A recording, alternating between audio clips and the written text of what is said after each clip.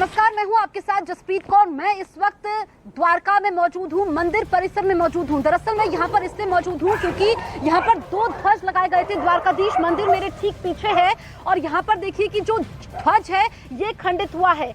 ऐसे में मान्यता ये है कि ध्वज का खंडित होना क्या किसी बड़ी आपदा की ओर इशारा करता है, क्योंकि बारिश के चलते, तूफान के चलते जो दूसरा ध्वज लगाया गया था वो पूरी तरीके से हट चुका है। ध्वज का खंडित होना, और यहाँ पर मान्यता ये है द्वारकाधीश मंदिर में कि जब भी कोई आपदा आती है तो जब 2 ध्वज लगाए जाते हैं, क्योंकि जब तूफान आता है तो उस वक्त ये रक्षा करते हैं, ये आपदा से बचाते हैं। लोगों की आस्था इतनी ज्यादा है कि जितना इतिहास है इस धर्म नगरी का, देवभूमि का, और भगवान द्वारकाधीश ने अभी तक हर आपदा से बचाया है। लेकिन हमने सुबह आपको दिखाए थे कि कैसे 2 झंडे यहाँ पर लगाए गए हैं, लेकिन एक झंडा इस वक्त खंडित हो चुका है, हट चुका है।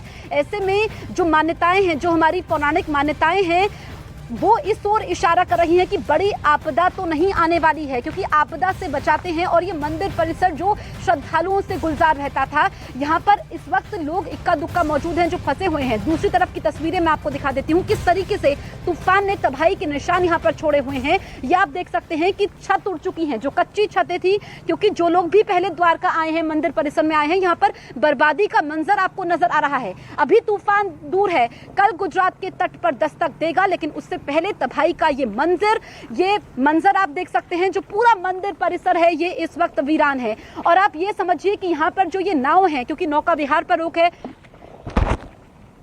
तो फिशिंग पर पूरी तरीके से ये रोक लगी हुई है यहाँ पर। और ये हम आपको तस्वीरें दिखा रहे हैं। यहाँ पर देखिए पानी का लेवल काफी ज्यादा बढ़ चुका है। ऐसे में यहाँ पर रोजगार पर भी असर पड़ा हुआ है। तो यहाँ पर कोई भी नाविक आपको नजर नहीं आ रहा है, क्योंकि यहाँ पर अगर आप जाते हैं, यहाँ पर सीढ़ियां होती है, जो भी पर्यटक यहाँ पर आते हैं, ये जो आप देख रहे हैं, यहाँ पर जा सकते हैं लोग। और इस बीच अब पानी का लेवल काफी ज्यादा बढ़ चुका है। जो तूफान की रफ्तार है वो 5 किलोमीटर प्रति घंटा है। और अगर हम बात करें द्वारका से इस वक्त जो तूफान की दूरी है वो 250 किलोमीटर से ज्यादा है। और ऐसे में ये बताया जा रहा है कि कल जब तूफान गुजरात के तट से टकराएगा तो उसके बाद यहाँ पर आपदा आ सकती है, नुकसान हो सकता है। इसको लेकर के तैयारियां भी पूरी कर ली गई हैं।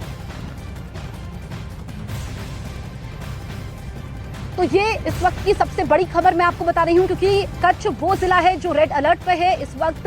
द्वारका में भी रेड अलर्ट है और कल 3 बजे इसकी लैंडफॉल की संभावना है, यानी कि गुजरात के तट से टकराएगा। भारी बारिश का अनुमान है। अभी द्वारका में बारिश रुकी हुई है, लेकिन रुक रुक करके यहाँ पर बारिश हो रही है। कच्छ में भी भारी बारिश हुई थी, तेज हवाएं भी चल रही हैं। और कल जब ये तट से टकराएगा गुजरात के, तो फिर हवा की जो रफ्तार है वो 125 से 150 किलोमीटर प्रति घंटा रह सकती है, ऐसा अनुमान जताया जा रहा है। ऐसे में एनडीआरएफ ने पूरी तैयारी की हुई है, एसडीआरएफ ने भी पूरी तैयारी की हुई है। मोर्चा यहाँ पर संभाला हुआ है। और विभू पटेल मेरी सहयोगी जो इस वक्त पोरबंदर में मौजूद है, क्योंकि पोरबंदर भी वो जिला है जो कि प्रभावित हो सकता है। इस वक्त वहां पर येलो अलर्ट जारी किया गया है। वहां के क्या हालात है, मेरी सहयोगी विभू पटेल की एक रिपोर्ट आपको दिखाते हैं।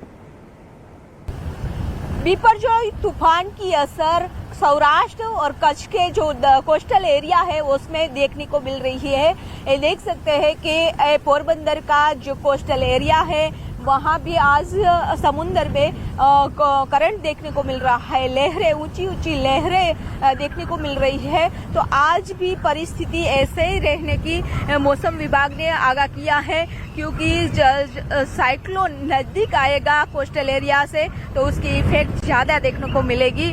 यहाँ आए समुद्र के में देख सकते हैं कि लहरें किस तरह से चल रही है।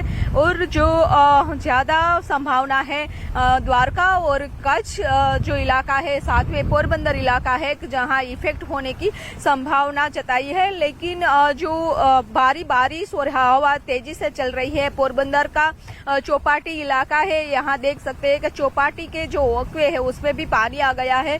समुद्र से अंदर से पत्थर बाहर निकल के आ गया है। तो ये पूरा अभी असर ही दिखने को मिल रही है। जब ये नजदीक आएगा तो क्या माहौल होगा, किस तरह का नुकसान करेगा वो देखने को मिलेगा। लेकिन ये जो कच्छ के जखो बंदर पे हिट होने की संभावना जताई है। अभी भी मॉनिटरिंग चल रहा है मौसम विभाग का। और कल तक हमारे लिए गुजरात के जो कोस्टल एरिया है वहाँ संकट बना हुआ है।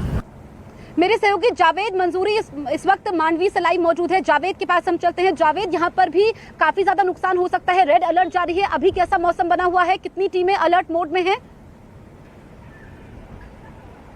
देखिए, मांडवी से हम लगातार रिपोर्ट कर रहे हैं और मांडवी शहरी इलाका है। यहाँ से कुछ ही किलोमीटर दूर एक बड़ी आबादी रहती है। 20 गांव यहाँ निचले इलाकों से खाली कराया गया और अभी भी यहाँ जब हम रिपोर्ट कर रहे हैं तो तेज़ हवाओं का दौर यहाँ पर लगातार जारी है और ये सुबह से चल रहा है। आप ज़रा हम लहरें आपको दिखा दें एक बार कि किस तरह से समुद्र में लहरें आप देखेंगे तो ऊँची ऊँची लहरें हैं और इनका दायरा लगातार बढ़ता जा रहा है। तो ये स्थिति लगातार यहाँ पर बनी हुई है। एनडीआरएफ यहाँ का मुआयना कर चुका है। आसपास के जितने भी इलाके हैं, निचले इलाके खासतौर से, उनको सुरक्षित स्थानों पर लोगों को भेजा जा रहा है। तो पूरी निगरानी इस इलाके में रखी जा रही है। लेकिन एक चीज़ है, जो हवा है, जो चक्रवात तूफान कल टकराएगा उससे पहले ये हवाओं का सिलसिला लगातार जारी है, क्योंकि आप भी जिस तरह से बता रहे हैं कि 120 से 150 किलोमीटर प्रति घंटा की रफ्तार से हवाएं कल चलेंगी, तूफान आएगा। तो आप समझ सकते हैं कि स्थिति क्या होगी। आशंका इस बात की है कि यहाँ पर निचले इलाकों में कई गांव हैं और शहरी इलाका है, वहाँ किस तरह की स्थिति बनेगी ये देखना होगा। लेकिन फिलहाल मांडवी में जो स्थिति है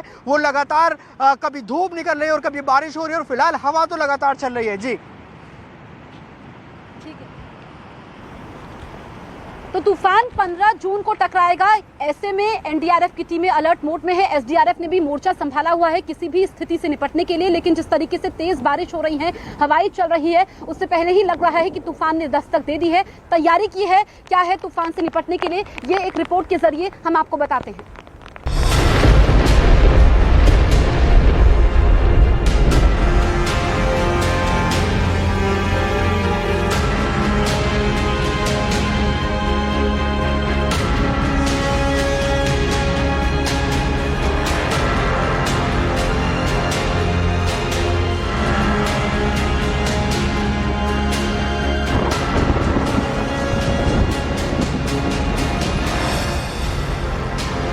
उफनती लहरें, बरसता आसमान,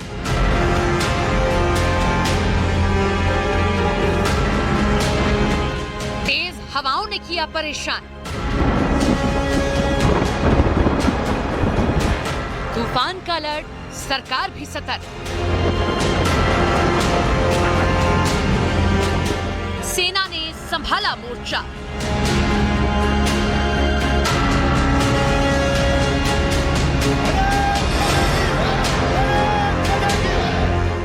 एक्शन में आपदा प्रबंधन।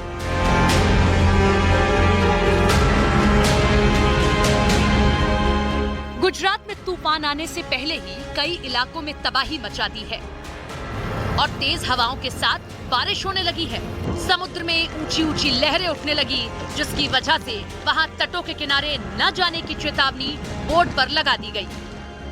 बताया गया कि द्वारका के तटीय इलाकों में हवा की रफ्तार बढ़ गई है, जिसकी वजह से समुद्र में करीब 20 फीट ऊंची लहरें उठने लगी।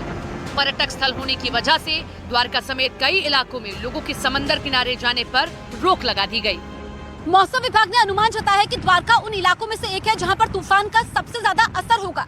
इसको देखते हुए तैयारियां तेज कर दी गई है। यहाँ पर अलर्ट जारी किया गया है। तूफान बेपरजॉय से निपटने के लिए कोस्ट गार्ड, सेना के साथ साथ एनडीआरएफ और एसडीआरएफ ने भी मोर्चा संभाल दिया है। क्योंकि तूफान के जमीन से टकराने के बाद भारी तबाही की आशंका जताई गई, इसीलिए इंडियन कोस्ट गार्ड तूफान की लगातार निगरानी कर रहा है। इसके लिए कच्छ के जखौ में एक कमांड कंट्रोल रूम बनाया गया, जहां सैटेलाइट के जरिए तूफान की निगरानी की जा रही है।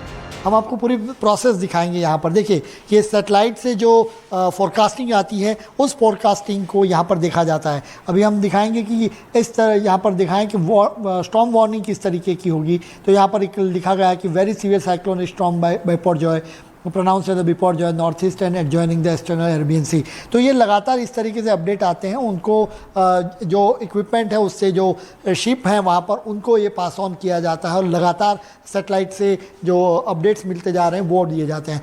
साइक्लोन पर पैनी नज़र रखी जा रही है, मिनट टू मिनट अपडेट यहाँ से लिए जा रहे हैं। सेटेलाइट इमेजरी जो है वो विंडी की ओर से जो अपडेट आ रहे हैं, IMD भी इसको फॉलो किया जाता है और उसके बाद सिस्टम को दिया जाता है।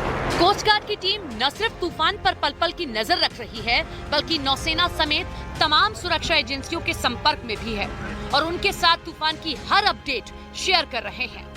ये ऑप्स रूम है, वहाँ पर अंदर आपको ले जाएंगे। कि वहाँ पर बाकी जो कोऑर्डिनेशन कमेटी जो कोऑर्डिनेशन एजेंसियाँ हैं उनके साथ बातचीत होती रहती है। नेवी के साथ जो कोस्ट गार्ड की बातचीत है वो भी इस तरीके से लगातार एक दोनों जो है अधिकारी वो वहाँ से बातचीत करते हैं और अपडेट दोनों जगह पे लिए जाते हैं। यानी कोस्टल सिक्योरिटी को लेकर जो अपडेट किए जाएं वो यहाँ पर दिखे जाते हैं, लगातार संपर्क लिए जाते हैं। यहीं पर देखिए दूसरी तरफ भी यहाँ विंडी पर नज़र रखी जा रही है कि ये ट्रैक क्या होगा और ट्रैक के चलते कहाँ कितना नुकसान हो सकता है, इस ट्रैक को भी यहाँ पर फॉलो किया जाता है। यानी command control room round the clock चलता है।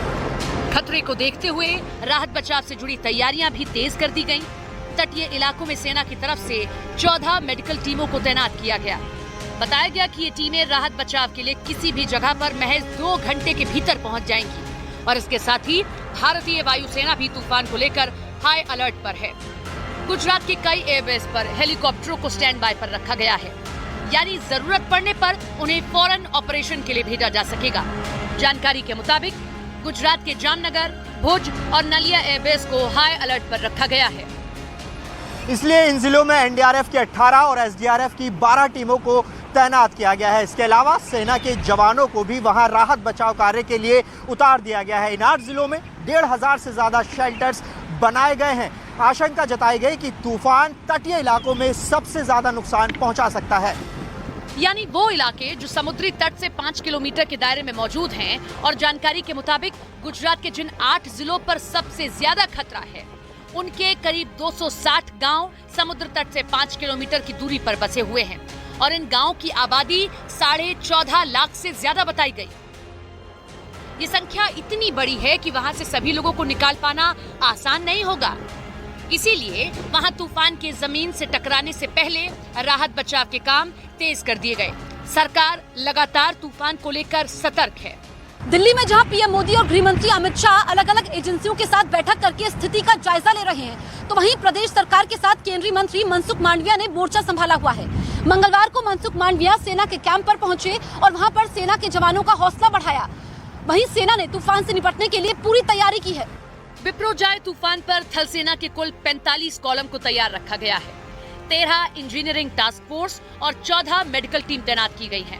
आर्मी की तैयारी इस तरह से की गई है कि किसी भी जगह पर राहत बचाव के लिए 2 घंटे के अंदर ऑपरेशन शुरू कर दिया जाएगा। सेना ने सुरेंद्रनगर के धांगध्रा सेक्शन से 9 कॉलम तैयार किए हैं, जिनमें 6 एक्टिव हैं, 3 रिजर्व रखे गए हैं। गांधीनगर में भी सेना के 9 कॉलम तैनात हैं, जिसमें 6 एक्टिव जबकि 3 रिजर्व रखे गए हैं। जामनगर में भी सेना के 9 कॉलम तैनात हैं, जिसमें 6 एक्टिव जबकि 3 रिजर्व रखे गए हैं। भुज में सेना के 10 कॉलम तैनात हैं, जिसमें 6 एक्टिव जबकि 4 रिजर्व रखे गए हैं। इसी तरह से वडोदरा में 5 कॉलम लगाए गए हैं, जिसमें 3 एक्टिव जबकि 2 को रिजर्व रखा गया है। गांधीधाम में 3 कॉलम लगाए गए हैं और तीनों कॉलम एक्टिव हैं। सेना के 1 कॉलम में 1 अधिकारी, 2 जेसीओ के साथ 58 जवान तैनात होते हैं। मौसम विभाग का अनुमान है कि जैसे जैसे ये तूफान करीब आएगा वो और विकराल होता जाएगा। ऐसे में तूफान की रफ्तार भी परेशानी बढ़ा रही है।